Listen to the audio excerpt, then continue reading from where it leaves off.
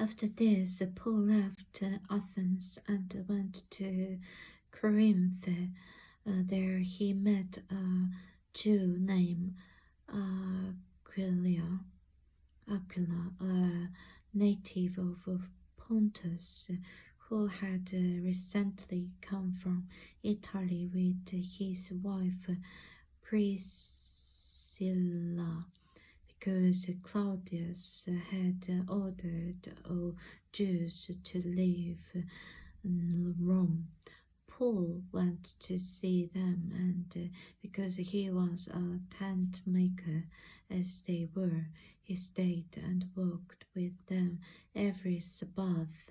He reasoned in the synagogue, trying to persuade the Jews and the Greeks. When Silas and Timothy came from Macedonia, Paul devoted himself exclusively to preaching, testifying to the Jews that Jesus was the Messiah. But when they opposed Paul and became abusive, he shook off his clothes in protest and said to them, "Your blood be on your own heads. I am innocent of it. From now on I will go to the Gentiles." Then Paul left the synagogue and went next door to the house of Titius Justus, a worshipper of God. Crispus, the synagogue leader, and his entire household believed in the Lord, and many of the Corinthians who heard Paul believed and were baptized. One night the Lord spoke to Paul in a vision.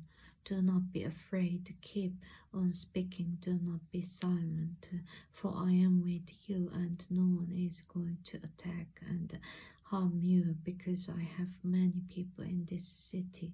So Paul stayed in Corinth for a year and a half, teaching them the word of God. While Gallio was proconsul of Achaia, the Jews of Corinth made a united attack of Paul and brought him to the place of judgment. This man they charged is persuading the people to worship God in ways contrary to the law. Just as Paul was about to speak, Gallio said to them, "If you Jews were making a complaint about some misdemeanor or serious crime, it would be reasonable for me to listen to you. But since it involves questions about words and names and your own law, settle the matter yourselves. I will not be a judge of such things." So he drove them off. Then the crowd there turned on Sosthenes, the synagogue leader, and beat him in front of the proconsul, and Gallio showed no concern whatever.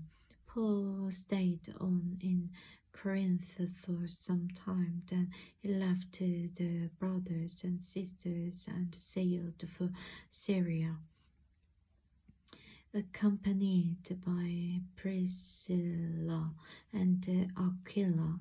Before he sailed, he had his hair cut off at Cenchreae. Because of a vow he had taken. They arrived at Ephesus, where Paul left Priscilla and Aquila. He himself went into the synagogue and reasoned with the Jews. When they asked him to spend more time with them, he declined. But as he left, he promised, "I will come back if it is God's will." Then he set sail from Ephesus. When he landed at Caesarea, he went up to Jerusalem and greeted the church, and then went down to Antioch. After spending some time in Antioch, Paul set out from there and traveled from place to place throughout the region of Galatia and Phrygia, and strengthening all the disciples. Meanwhile, a Jew named Apollos, a native Alexandria, came to Ephesus. He was a learned man with a thorough knowledge of the scriptures. He had been instructed in the way of the Lord, and he spoke with great fervor and taught about Jesus accurately, though he knew only the baptism of John. He began to speak boldly in the synagogue.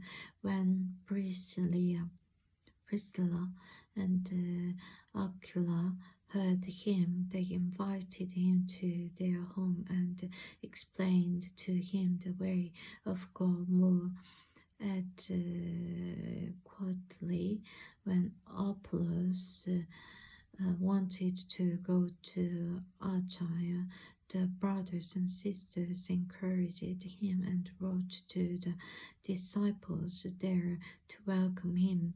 When he arrived, he was a great help to those who by grace had believed, for he vigorously refuted his Jewish opponents in public debate,